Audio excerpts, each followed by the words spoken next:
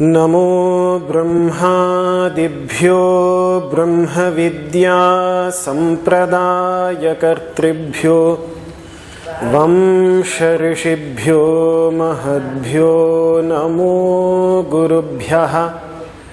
सर्वोपप्लवरहितः प्रज्ञानघनः प्रत्यगर्थो ब्रह्मैवाहमस्मि ब्रह्मैवाहमस्मि। ॐ शान्तिः शान्तिः शान्तिः। ॐ पूर्णमदः पूर्णमिदं पूर्णात् पूर्णमुदच्यते पूर्णस्य पूर्णमादाय पूर्णमेवावशिष्यते। ॐ शान्तिः शान्तिः शान्तिः। ॐ ईशावास्यमिदं सर्वं यत्किञ्च जगत्यां जगत् तेन त्यक्तेन भुञ्जीथा मा गृधः कस्य स्विद्धनम्। कुर्वन्नेवेह कर्माणि जिजीविषेच्छतं समाः। एवं त्वयिनान्यथेतोऽस्ति न कर्म लिप्यते नरे। असुर्यानाम ते लोका अन्धेन तमसा वृताः तांस्ते प्रेत्याभिगच्छन्ति ये केचात्महनो जनाः। ॐ शान्तिः शान्तिः शान्तिः।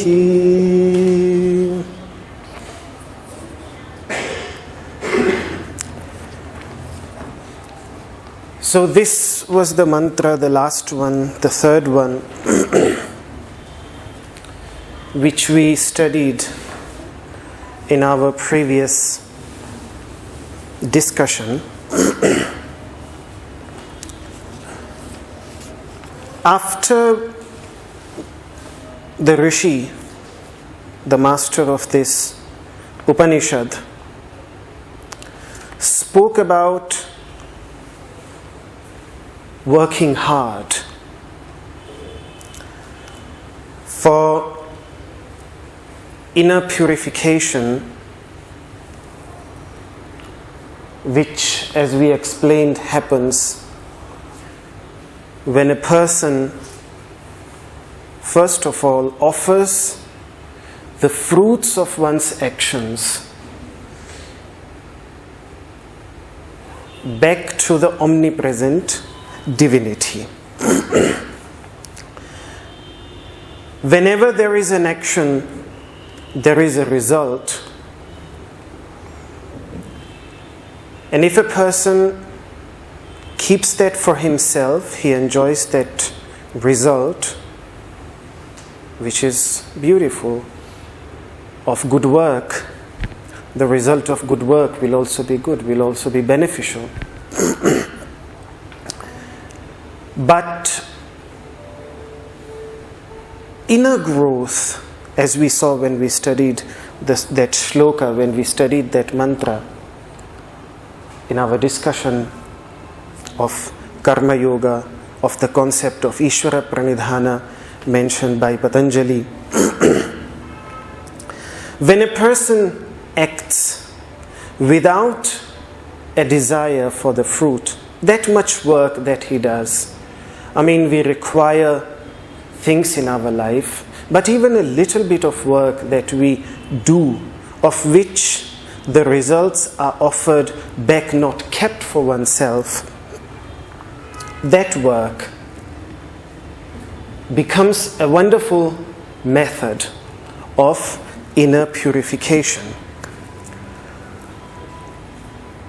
When the yogic teachings speak of work, they mean worship, meditation, that is also working with oneself, meditative worship, meditative contemplation. Of course, they also mean the rituals that are, at least on the Vedic path, they are expressions, they are external enactments, physical enactments of meditative practices that are difficult for a person on a very crude level. It is easier if he has tangible things in front of him.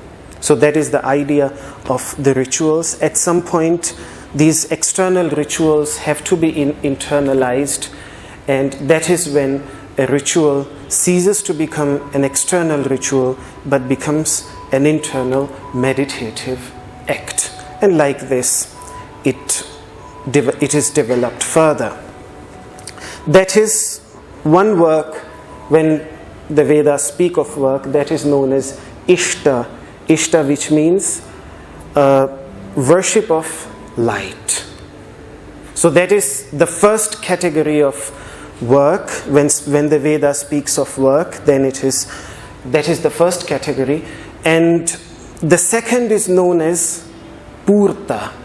Purta in Sanskrit means works that nourish the society, that nourish others, which means the works of charity. Any work of charity, giving money to poor people, building places where travelers can drink water, can eat food, and all these works of charity that a person performs, offering food, whatever. All that. Through the actions through which a person nourishes the individuals, and as we saw in one of our previous discussions, not only humanity, but does something also for non-human beings, animals, that is all included. All that is known as Purta. Tapas, which is generally translated as austerity, is also included in this, in which the practice of yoga asanas and pranayama is also included. Which means that a person can practice yoga with a particular desire in his mind, and because yoga develops the individual personality, yoga strengthens the focus, the practice of yoga strengthens and deepens our understanding, our focus. So because of that, whatever a person does in his life, he acquires success in that. But if he practices yoga for that purpose, for any selfish purpose, then of course he will acquire the result as well. But the yogic masters want to take this work a step further so that it does not become a means to some momentary fulfillment of a desire, but it becomes a method of understanding oneself. That is really what now in this third mantra that we just recited, we have already recited it in our previous class, we have pronounced it all together. He tries to create this awareness that all our work, all our actions, meritorious deeds, good deeds, in the understanding of the yogic masters, it is only meaningful in the sense that it gives rise to the need of knowing oneself.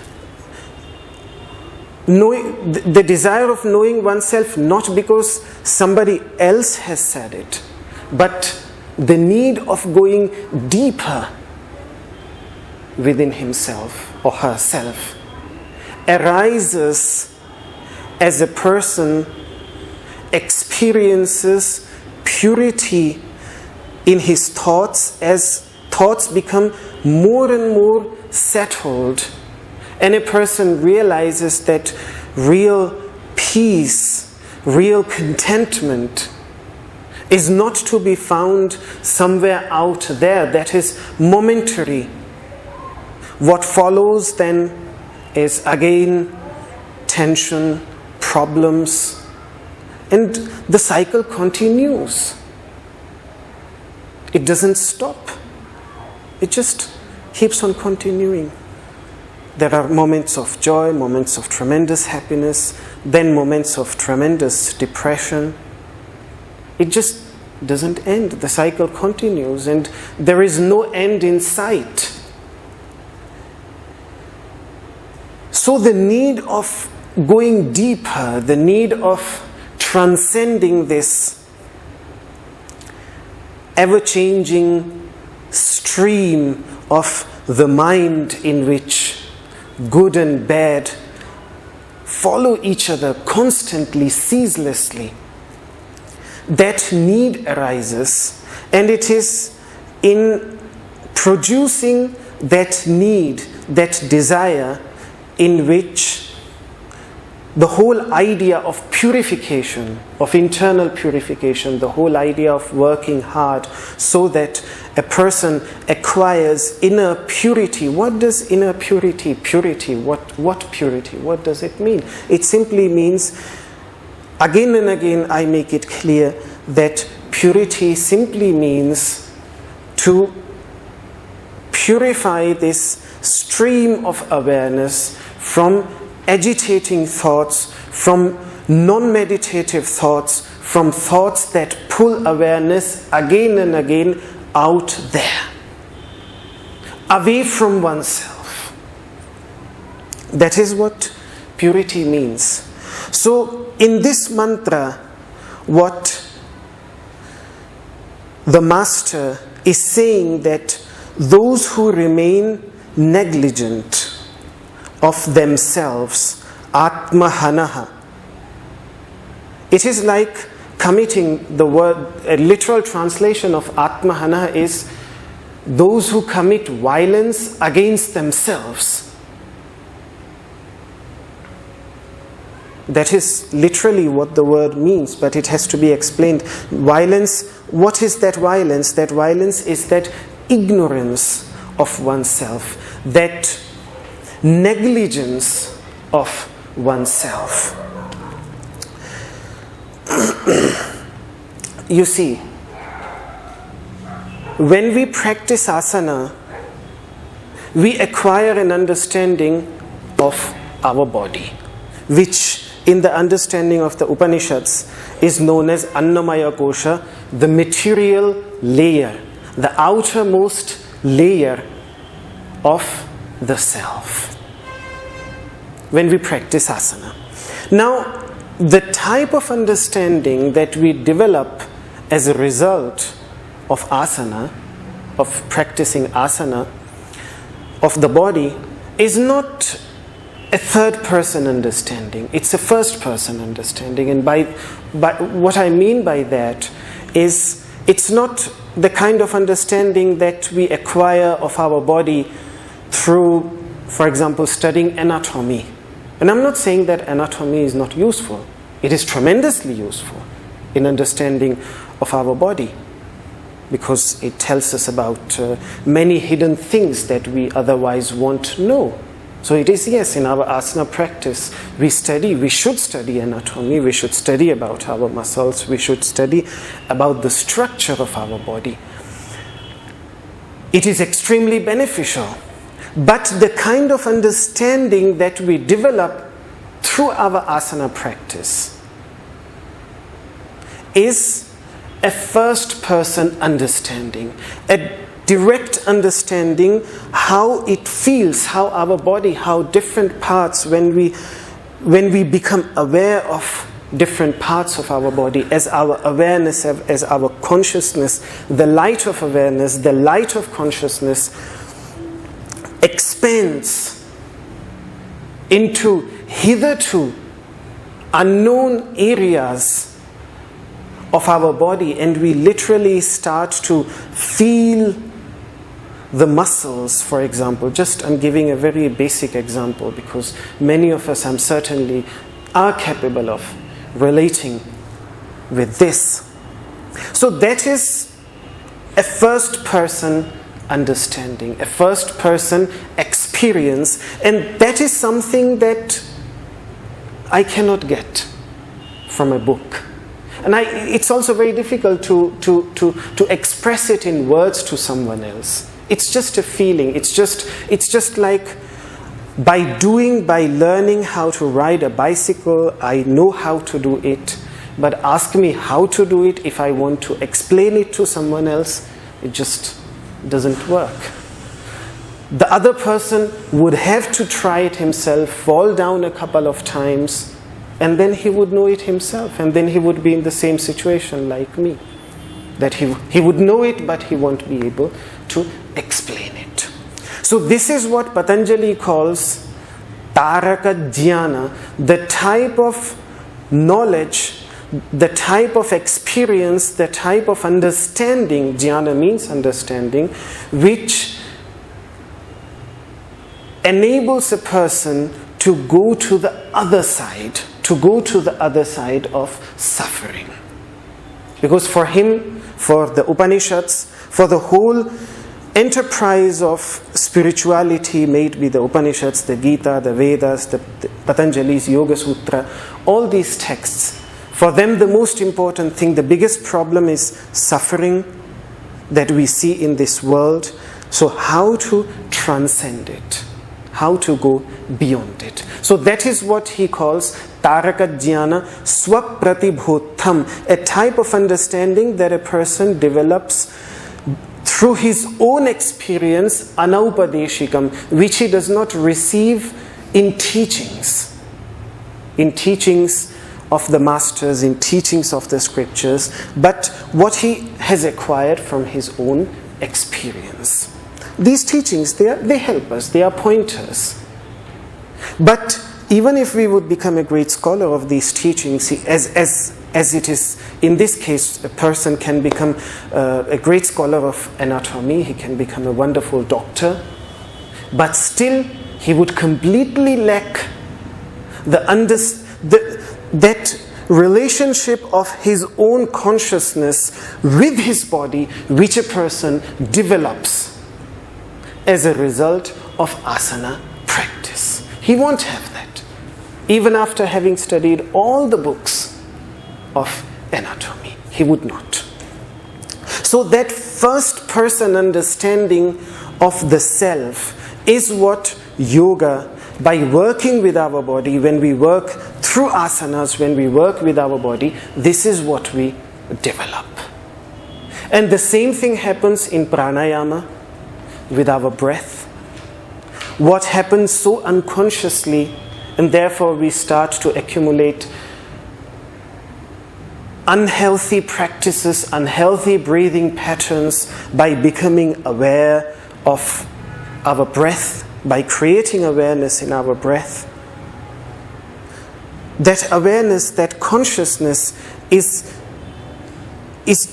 acquires a first-person understanding of the prana.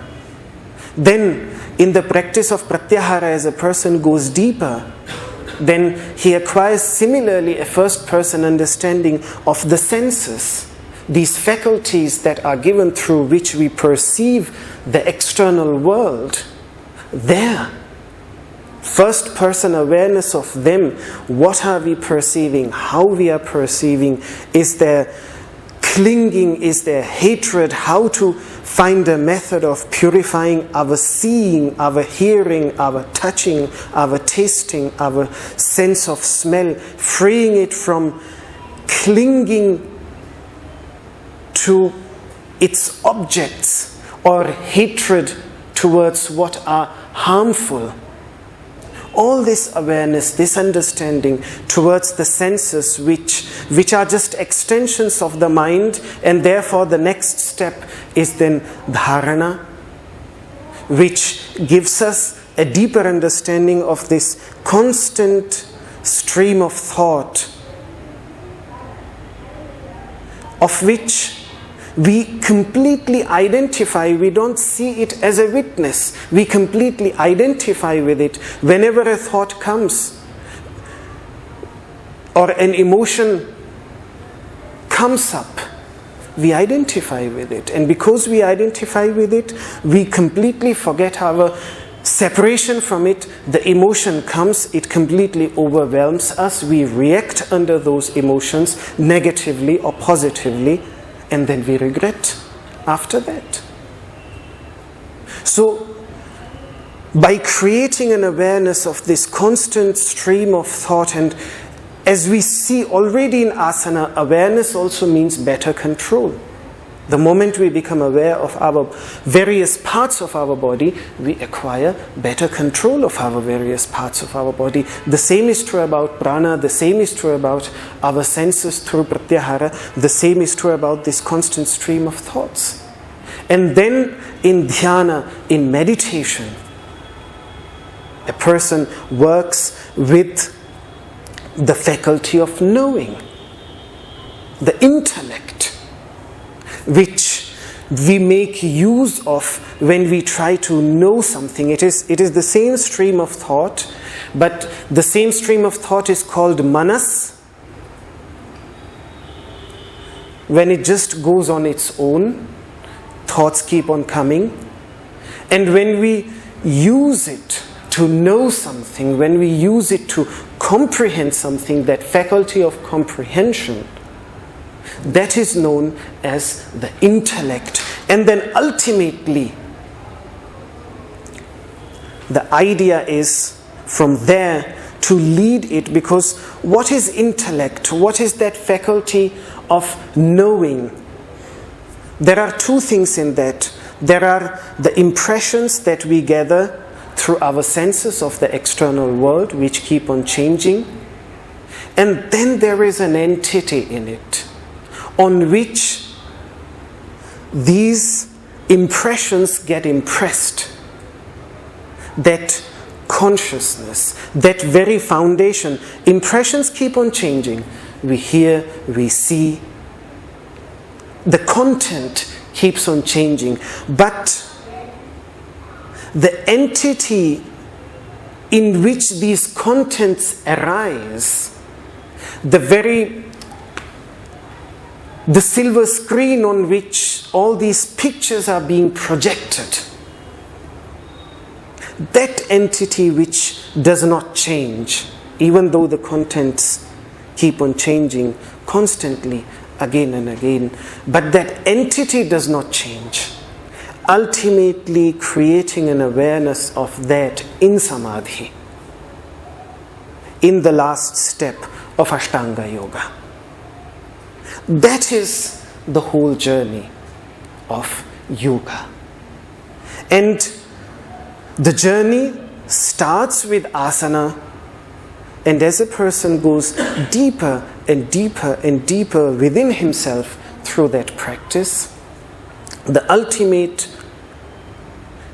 goal is that innermost core, which is deep within the body, deep within the breath, deep within this constant stream of thought, deep within the faculty of understanding, what the masters have called Atman, what is understood as pure consciousness, the entity which is present in every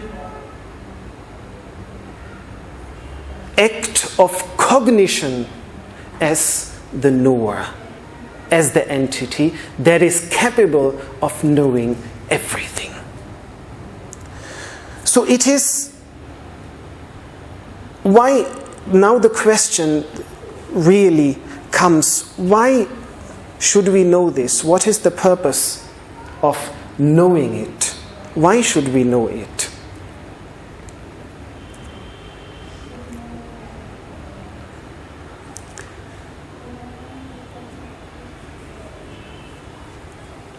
In the understanding of the Vedic masters,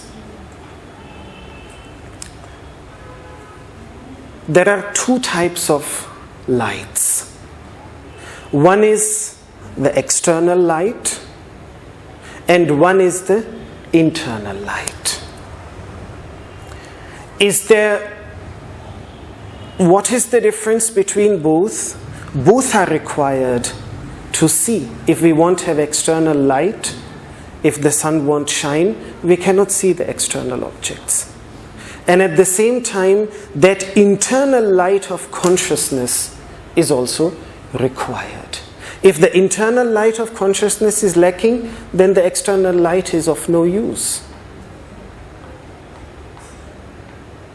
So, the word which the masters often use, Jyotihi, light, it also stands for the external light, and it also stands for the internal light. Now the idea that the masters have, since this consciousness, this awareness is light, its absence is darkness. So by neglecting light, by turning away from light, by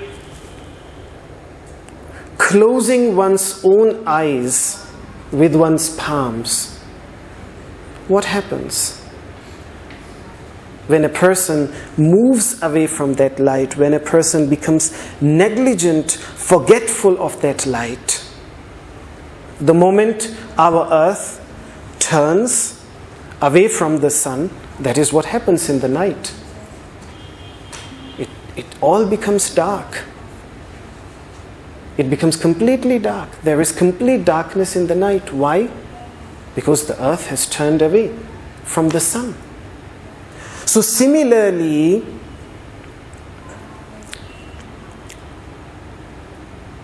as this stream of awareness is always aware only of the external objects and never of awareness itself, never of the light itself, for them it was equal to being in complete darkness, as the absence of the light of consciousness is there. This is what they call the spiritual night. This is what they call the spiritual darkness. The darkness in which there is no awareness of that innermost core which lies at the core of every being. And this is exactly what this mantra is putting into words. That someone who is negligent of his own self, the moment he leaves this world, which of course it can explain in both ways. Leaving the world means actually leaving the world, and in that case he's talking about afterlife. But the masters don't only explain leaving the world, also means the moment you close your eyes and we have detached ourselves from the world to draw back our awareness, we have already left the world out there. And now, a person who is negligent of the inner reality, he will see just darkness within. For him it will be complete darkness. And after a few moments, because he would say there is nothing inside, he would want to open his eyes and again come out of himself. He won't be able to be. And if he forcefully does it, with many people in whose case not enough inner purification has occurred, then meditation can become a traumatic experience. Because, for example, if our house is not tidy, if our house is not clean enough, entering our house will be a traumatic experience. It requires some inner cleansing, and that is why Shaucha comes in the beginning. Yamas and niyamas come in the beginning, because the practice of one cannot fully master ahimsa on the very first day. That requires tremendous strength, which a person develops by practicing asana, by practicing pranayama, by practicing meditation. But with as much as we can, when we take up the principle of ahimsa, when we take up the principle of truthfulness, not stealing, getting rid of unnecessary possessions which just keep us busy unnecessarily in taking care of them and keep us busy worrying about these things. And then shaucha, inner purity, outer purity, santosha, working to develop contentment, all these practices that Patanjali speaks of in the very beginning. And like one does not master an asana in the very first day, and one does not also master, this was beautifully, during this course, for those who were in Zubinji's course, you notice that how, for example, to do Shirshasana, one cannot keep on practicing Shirshasana. Just because Shirshasana is extremely beneficial. They say it's the most beneficial asana. So I have not enough time. I don't want to dedicate enough time to yoga. So just let me practice Shirshasana every day, and no other asana. And how clear he made it, how harmful that would be. Because practicing Shirshasana would require so many other things.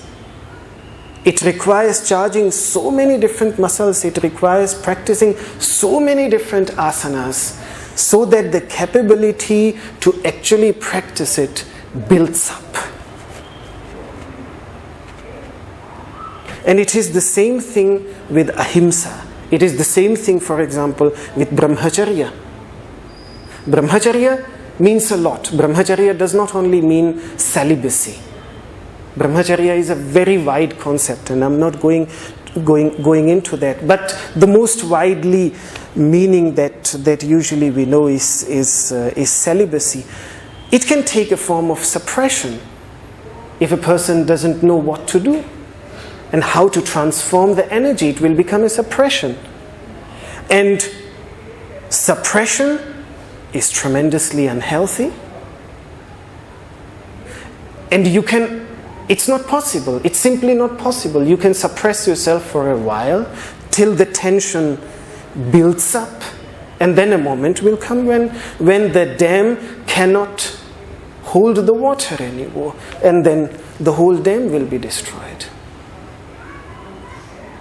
So it requires transformation. It requires many other things. It requires many other practices to give us the strength to actually, so that the need comes from within. The requirement comes from within. The practice comes from within. It requires many things. So like this,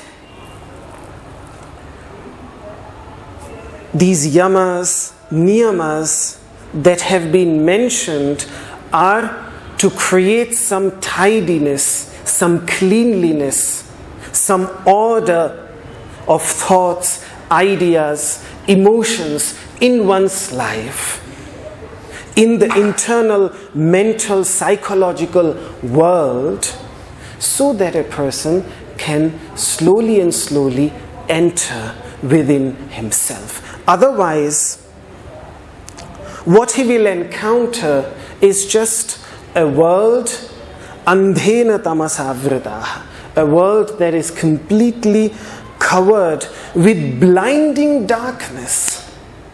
That is how it feels when a person starts practicing meditation and we just close our eyes and we don't see anything, we don't know how to see, we don't know what to see, we don't know how to work with ourselves with closed eyes.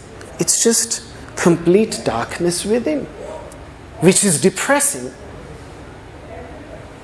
And a person runs out. He wants to see the light out there. Andhena tamasavridah. And the final result of this negligence, which the master here speaks of, which is the worst thing, darkness in itself is not a big worry. But what happens in darkness, what happens in the absence of light, the germs that breathe in that darkness, because light purifies. Just think what would happen if the sun wouldn't rise one day. It would be extremely destructive, because the germs that it kills every day, these entities that would be otherwise so harmful to the society, by cleaning it.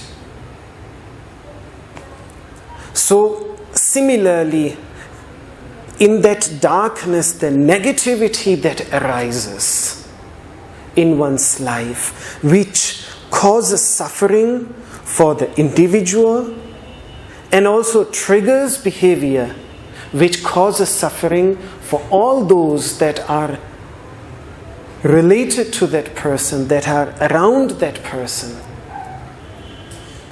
That is what is the most worrying thing.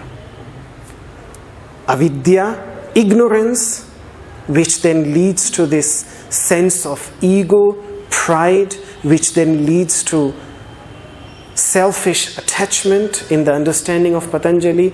Till here, it's not a big problem, but after that, that selfish attachment, when it leads to hatred, anger, and then fear, creating fear in others and having fear in one's own self as a result of that hatred, as a result of that selfish attachment, that is what is problematic.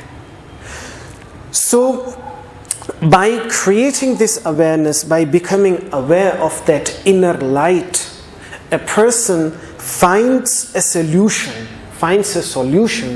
to these, what are known as the asuras.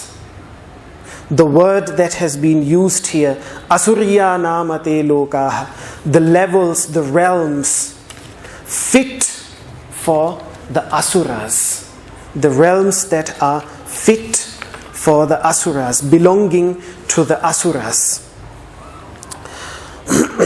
What does asura mean? I also touched it a little bit in my previous class. Asu means senses, and ra means to enjoy. So someone who is just engrossed in the enjoyments, in the fulfillments of the desires of his senses, whatever that requires for him to do. Someone who is only engaged in that and has no higher sense, has no higher sense of morality, has still not developed a need of knowing oneself, of experiencing that inner light in his life. Such a person is called asura. Asura, there are various meanings of this word. Another meaning of the word is also sura, means someone who is still, who is stable. Complete stillness, the kind of stability that a person develops as a result of practicing asana, for example, on a physical level. By practicing pranayama, the kind of stability that a person develops in the prana, the kind of stability and stillness that a person develops in one's mind as a result of practicing meditation, for example. But it is not a tamasic stillness that is tamoguna, that would be falling asleep, but as a result of working hard, but at the same time avoiding hyperaction, finding that stillness, that yogic stillness lies, that is what they call sattva, that lies at the very center of laziness and hyperaction, inactivity and extreme activity. It is between there. And that is exactly what asana does to our body. It is still, it is stable, yet it is active. It is not collapsed, but it is still, it is active. The muscles are active, they are alive, they are not sleeping, but they are completely alive.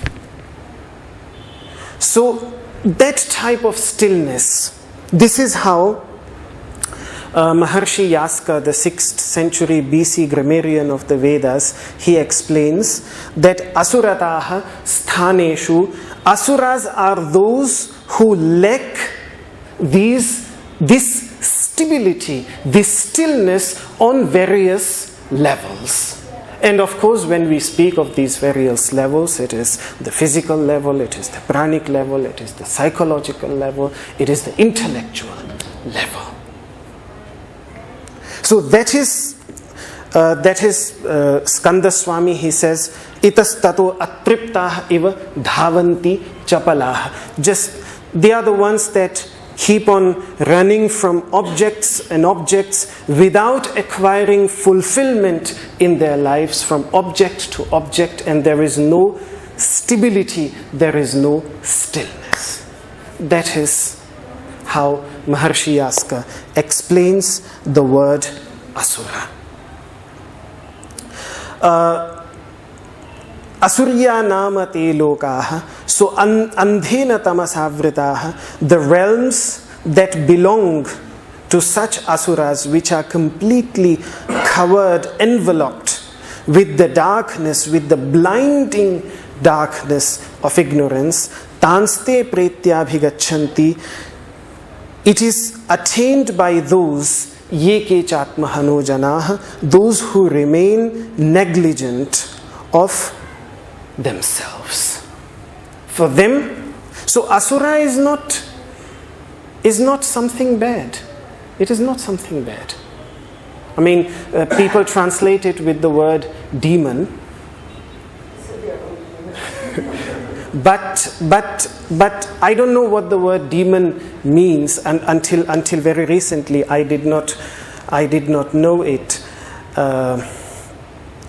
Somehow it seems that in ancient Greece, the word demon had a very positive connotation. Very positive connotation. Till later on it started to have this negative connotation. And it is the same thing with the word asura, as we discussed earlier. In some of the most ancient writings, the word asura had an extremely positive connotation, then later on it started to acquire a negative one. The same in Zoroastrianism, it is with the word Deva. Originally it had a very beautiful meaning, but then why this change occurred, I don't know. But the way it is explained, again coming back to the word Asura, because Asu also means prana. Asu also means this breath. So we have two types of breaths. One is the ingoing breath and one is the outgoing breath. The ingoing breath is known as apana and the outgoing breath is known as prana. When the word prana and apana are used together, then the ingoing breath is known as apana and the outgoing breath, which means apana, if you just think, that is the ingoing breath, and then prana is the outgoing breath. So if you look at the cycle and where it goes, apana has the downward movement.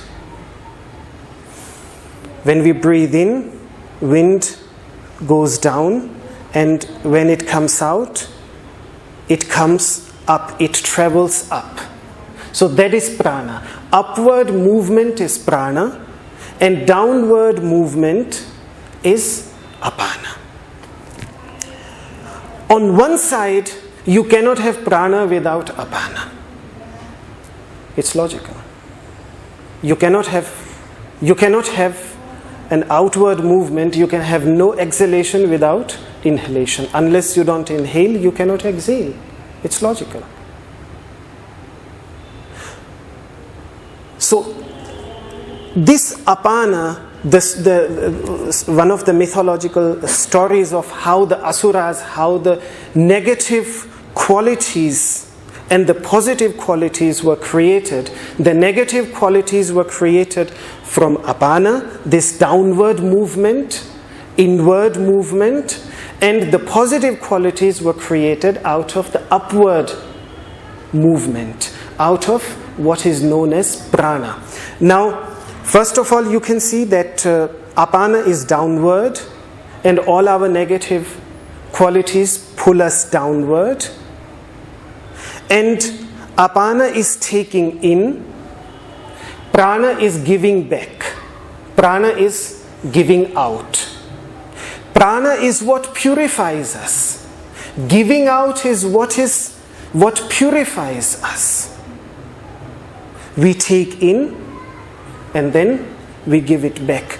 If we won't give it back, what will happen? If we just would keep on taking in and we would not exhale, we would burst.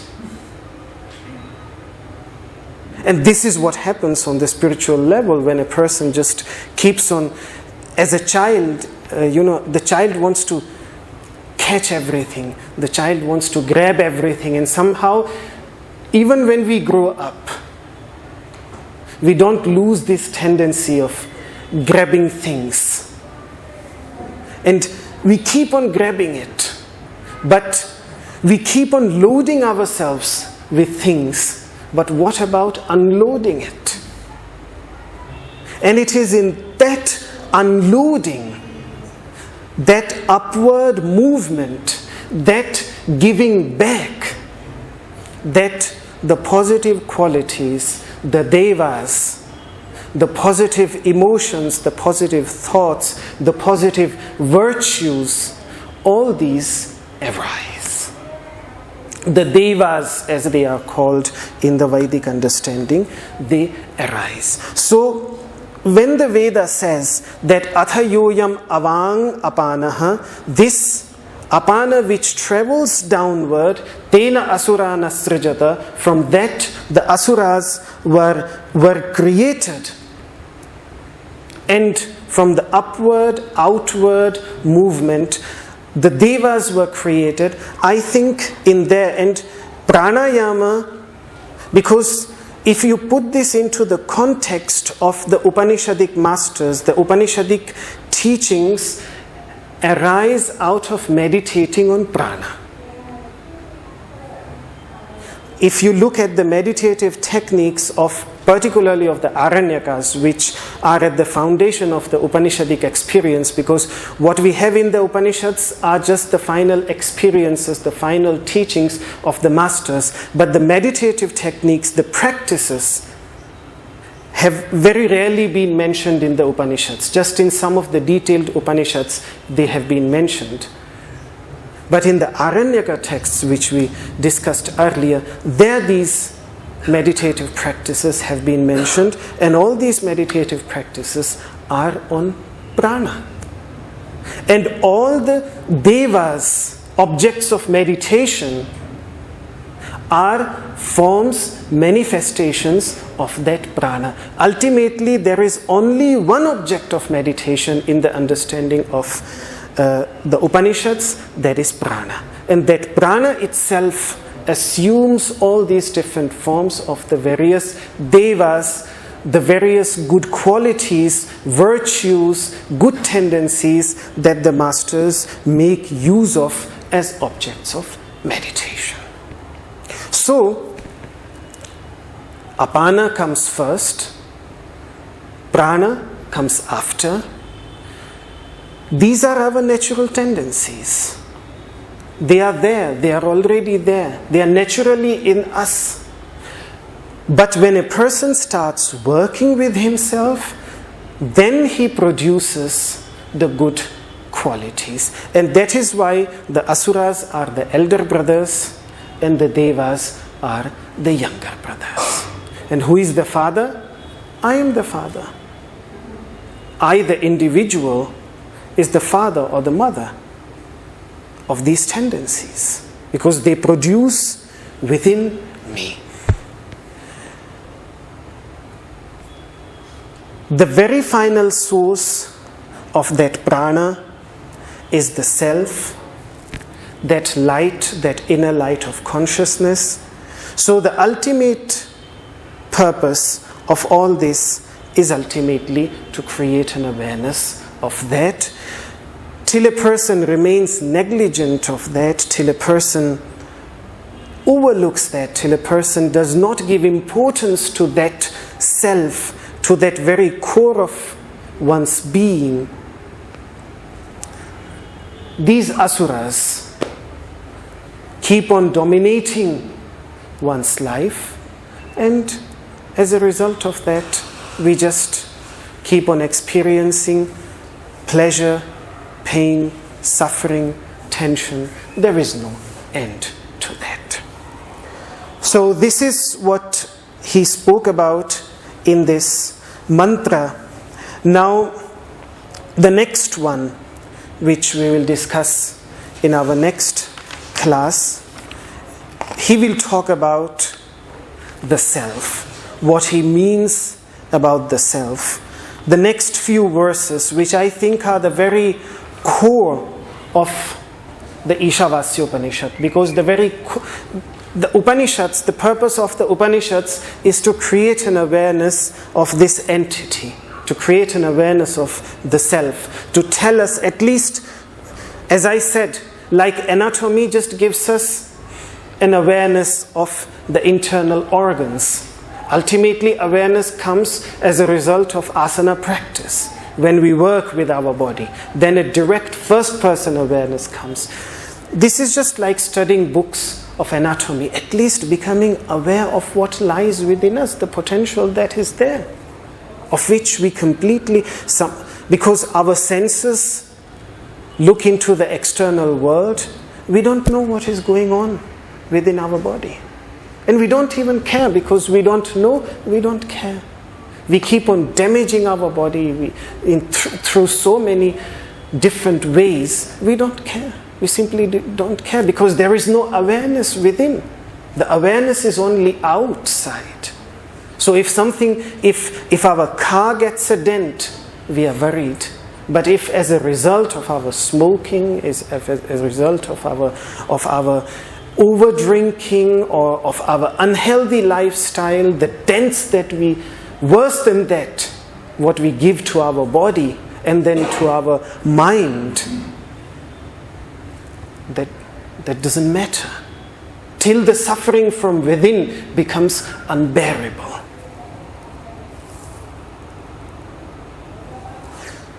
So, it is easy to know things out there, but when it comes to knowing things within, we so often, I mean, it's true on every level. If you look at the scientific understanding that we have into the deepest regions of the universe, it is amazing.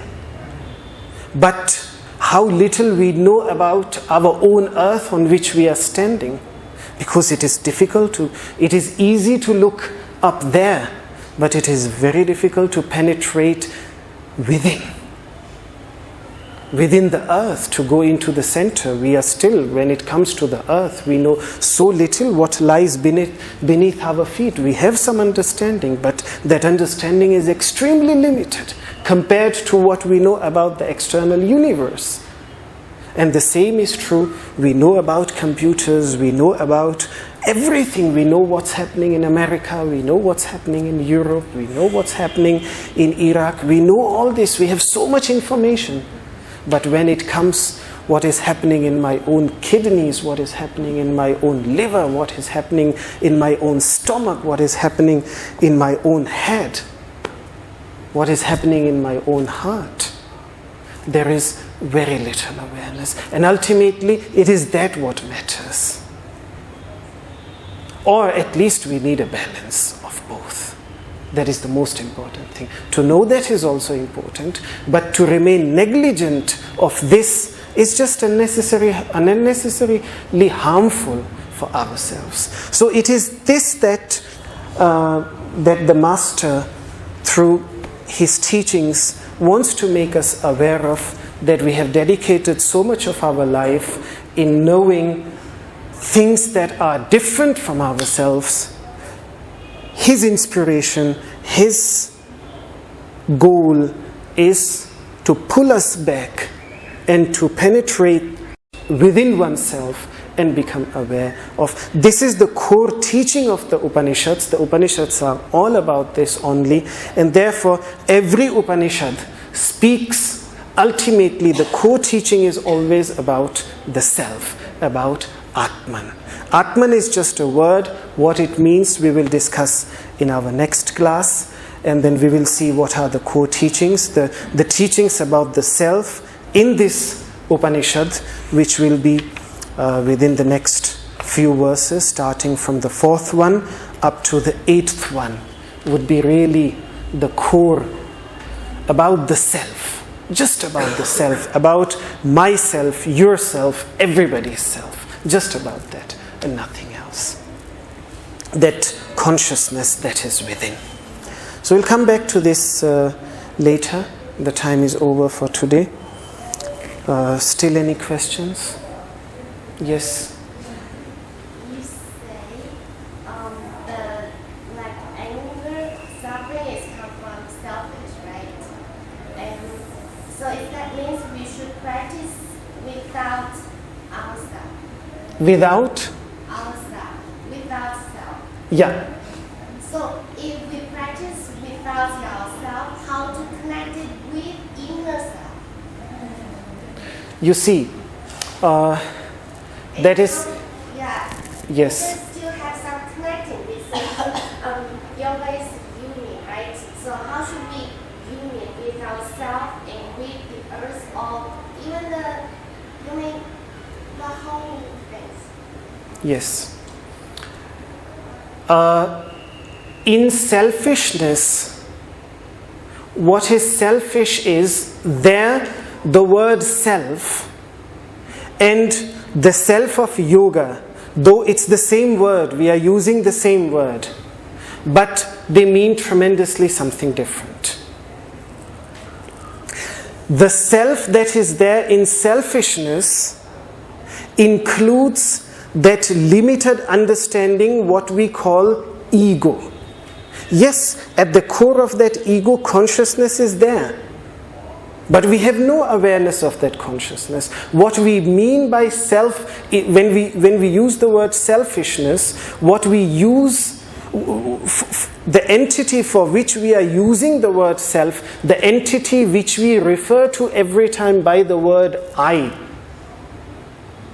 Whenever we use the word I, do we refer to the same entity towards which the yogic masters are referring?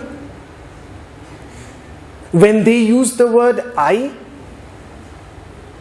when the yogic masters say Aham Brahmasmi, I am pure consciousness, when they use the word Asmita, I am the entity which is devoid of all limiting adjuncts, all limiting labels, is it the same I that I'm referring to in my ignorance?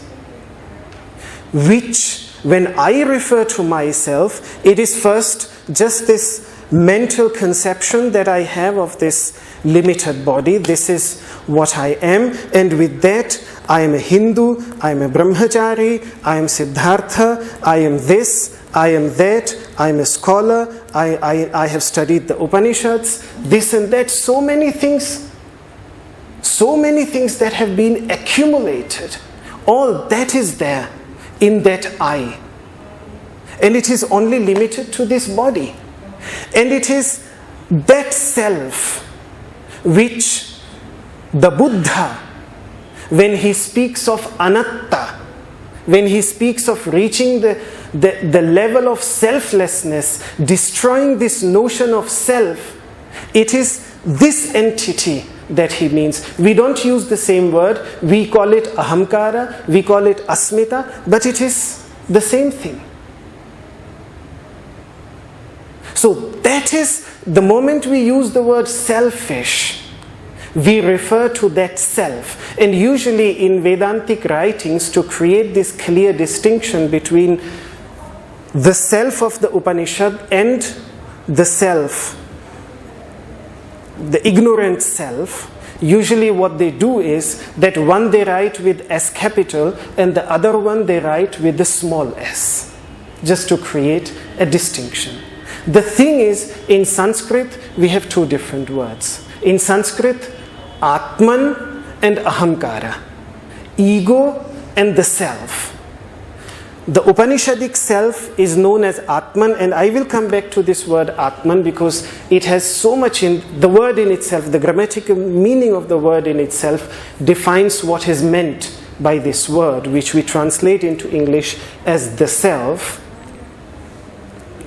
Sorry? Yes. Yes. That is the capital.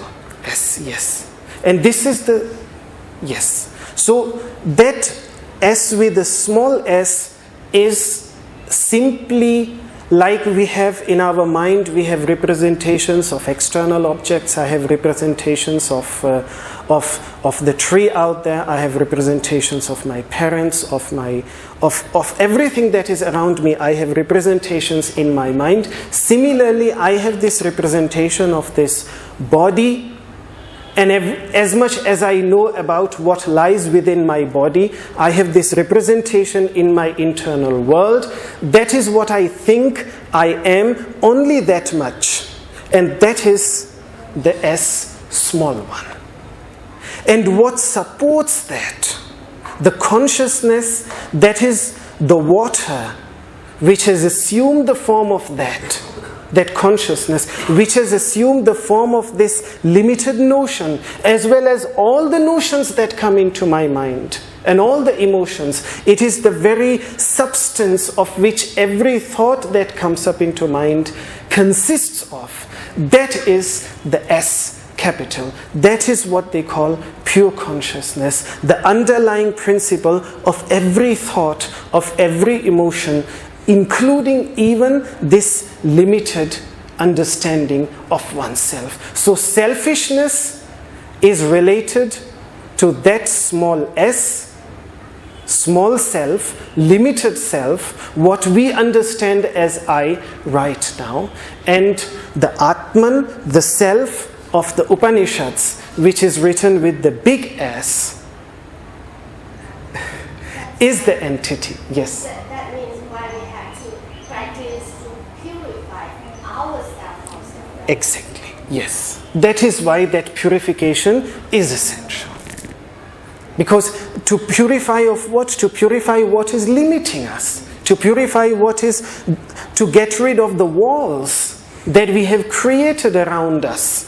So This, also why we are getting so many different things by many self-practice. Maybe from something we get different things from different way from Yes. different person too. yes, So the way how to purify ourselves, and that's also the choose. And there's also the problem by the choosing also. yes, I have a comment that kind of connects with what she's saying. It's Yeah. something you said also about the brahmacharya, which you just touched on because it's a very complex thing. it's a complex thing, and it has, it can be misunderstood. It is usually quite misunderstood. Actually, two thoughts, and they're kind of connected with this. From what I've understood about brahmacharya, it's a restraint, and of course, many people connect this just to the sexual restraint, but it seems to me that it's also a restraint in not eating too much, not working too much, not talking too much, all of that. Yes, And that reminded me of something Krishnamurti said, I like very much. He said to have order in one's inner life, you have to have first order in one's outer life. yes, So that means yes, that in a relationship, you have problems in relationship with work, even the place where you're living, your environment. If there's not a stability or order there, then it's impossible to meditate and have the order within. So Yes. I think all of us need this brahmacharya. Yes. If it's understood correctly. Every Yes. yogi or yogini, or anyone Yes. who's on this path, requires it, requires it. requires it, Not yes, only, I think everybody to be healthy. Oh, yes, to be of course. healthy. You see, Some people don't even think about Yes. that. the very literal meaning of the word brahmacharya, charya means lifestyle. Charya simply means lifestyle. What is, for example, in Hindi we say, "Aapki dainik charya kya hai?" What is your daily lifestyle? Charya. We use it in Hindi. Everybody in Hindi knows this word. Charya. Lifestyle. Pattern of life. You know. And Brahman means pure consciousness. The life pattern which leads to the awareness of pure consciousness, that is brahmacharya. That is what the word brahmacharya literally means. Now, it includes so many things. It includes so many things. It includes many, many things. And it has been, there are so many, and according to, because the teachings of the masters always take into account, which sometimes people don't realize, that they are person-specific teachings, which means the brahmacharya of a married person would be very different from the brahmacharya of a monk, the brahmacharya of a brahmachari who is in a different stage of life. You know, it won't be the same. Yet the same word is being used, but brahmacharya is not something that only a monk or a brahmachari practices. Brahmacharya can also be very well practiced by someone who is leading a family grihastha life. Even in the Upanishads speak about it. Prashna Upanishad is about, one of the discussions there is about this. How, for example, Rama is often shown also as the ideal of brahmacharya. Now he had 2 children, he had 2 sons, he had a wife, yet he's considered a great brahmachari. So, but many times, because I think in modern, specifically in modern India, there is this taboo on speaking openly about, unlike in ancient India, when these discussions were relatively quite open. You know, they were encouraged to have open discussions. The Kama Sutras were about this. Even in some of the Upanishads, I mean, some of the mantras are very. I mean, I would find it even difficult to teach these mantras in these classes. They are some of them are really very, very open. So they the masters, they were very open in these discussions. Yes. Then what happened?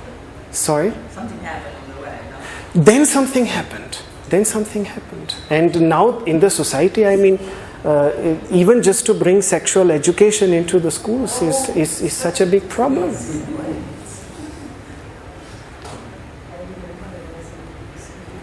And this specifically came in the Middle Ages, when the culture changed and everything got sort of suppressed, pressed down, and the religious outlook that came into India and was really sort of hostile towards such discussions. That changed the mentality of the people. Women started to get covered more and more from a very open society. If you look at the ancient statues of gods and goddesses of ancient India, you see how open the society was. But then this idea of covering the whole body, covering the head, covering the face, even eventually, even this had to get covered. Was it because of the wars? The endless reasons, because of the invasions, because of the religion that came with invasions. You can blame them, you can blame whatever the reason might be. But the change occurred, certainly. And after that, things got suppressed. When I was in his father's family, whenever his father's older brother came, I had to put the sari over my face. It was like they're supposed to see my face. Yeah, very conservative traditions. And I mean, no ancient scripture mentions this. No, I have not seen an ancient scripture where it says that a woman should cover her face. Never. Never. Were very much tremendously respected. I mean, to tell you the truth, even for example, Bali, which was until very recently, until the 50s and 60s, usually because of the warm climate, women used to be completely topless. That was very natural for them, very natural in the society, and it was the same in India. You find some villages actually, some women, farmers, women. Yes, still, yes, it is still there. It is still there. It is the condition of society controlling all this energy, Yes. roles. Yes. And pretty much how you talk about, like, Yes. In Yes. the Western world, it's the complete opposite. It's like people seem to sometimes just live just to see how long they can have, sexual relationships. So that comes in the 60s and the 70s. Until the 50s, the women even in Western world were covered by conditioning of like Catholicism and Yeah. I think there's many Muslims, in Arab, most of them in Arabic country, they have this kind of tradition of things. but another even in Italy, Sicily 50 years ago, it was the same thing, 10 years, 20 years. I think that is what brought it into India also, very much. It brought it very much into India. The revolution. Yeah. When you suppress something, at some point the tension builds up and the opposite reaction takes place. When you suppress, a reaction takes place. It's like a pendulum; it swings into the other. And If darkness is absence of light. yes, And light, if the absence of light is darkness, yeah, means that darkness exists as much as light. yes, So even in the Upanishad, when our light has to be shine, yes, is this from a duality understanding what we are and the forces that bring us who we are in the self, in the small self, and in the bigger selves. So they're Yes. both present in this dualistic manifestation of consciousness. yes, So experiencing this dualism yes, brings us to understanding the source yeah, of what we are in the first yes, place. yes, Yes. Because the very creation of this universe, the first thing that is there, tama asit tamasa gudham agre, it was complete darkness, and from that complete darkness it arises. And light is something that a person has to work very hard to create. I mean, you have to, today you can just switch on, but look the effort that they put into these, constructing these big dams, and then you harness the energy that is there in the falling water. As a result, we find it so easily, but so much effort goes in there. And if you want to create light yourself, then I mean, earlier they had to rub 2 sticks together. It was half an hour, you would be completely in perspiration just for a few sparks, which had to be caught then on cotton or on few dried leaves, which then had to be blown into a fully fledged flame. So it was tremendous effort. And later on in the next mantra, Tasmin Napo Matarishva, the wind principle, which works within us to create the light of life, who makes that effort to create that light of life within. We will talk about that in the next mantra. But there's one thing in India which I like, and which his father was giving very much importance. So in most of the families, there's all the time a light burning. It burns day and night, And even in my room, there are two lights. So when I enter the room, I all the time see first the light. In the morning, when I wake up, I see the flame, And this is what his father all the time. He was very strict that when the light was not burning, when I didn't kindle the light, he said, you're not, how he said, he used to say, Atma Deepo Bhava, you are not kindling the light within, the light within. So I'm happy it has become such a habit. So the moment I see the light has gone, I put oil and... Do you know when we enter a temple, when we enter a temple, the real object of worship is actually the lamp burning there. That is the most important thing. The statue is for those who cannot become aware of the divine by looking simply at that lamp. They need the statues. But ultimately it is that lamp. Statues can differ from temple to temple. Some would be a Shiva temple, some would be a Krishna temple. Forms differ, names differ. But the lamp in every temple, and I think the candles that are burning in a church, the light, everywhere it's the same thing. That light that is burning at the center of that temple, I think that is the most important thing. Even a small light. Yes, yes. Even a small light. And yoga is about all that is a beautiful word that Vedavyasa uses in his commentary on what Guruji has taken, Light on Yoga, the title of his book, Light on Yoga. Actually, literally translated, it is light of yoga. The word in Sanskrit is Yoga Pradipa, the lamp of yoga. The lamp that a person kindles within himself as a result of practicing yoga. Yoga Pradipa. He uses it many times, the word. And it is that light which is the most important thing. See, when somebody dies, for example, their oldest son, who has to do all the pujas for 13 days. He has to be awake the whole night to see that the flame does not go out. It has to burn day and night. Yeah.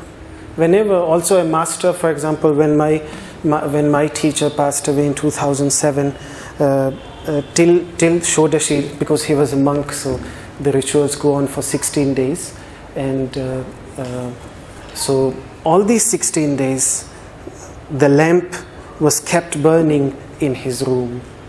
So it's basically that is the presence of the person. Yes, to guide the soul. Yes.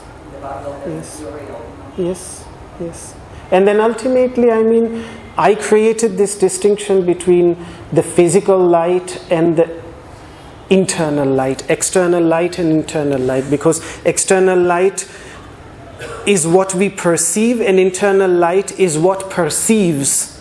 But in the ultimate understanding of the Upanishads, external light and internal light, they are just two different facets, two different sides of the same coin. They are not two different things.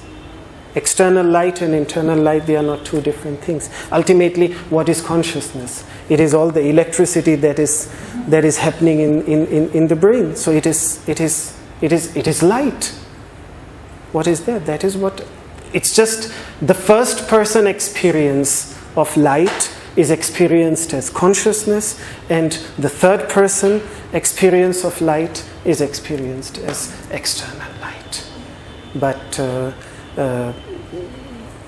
ultimately they are one and the same thing. Yes, that's why the word is enlightenment. Yes. So let us conclude with this prayer of universal well-being, which is there at the last page.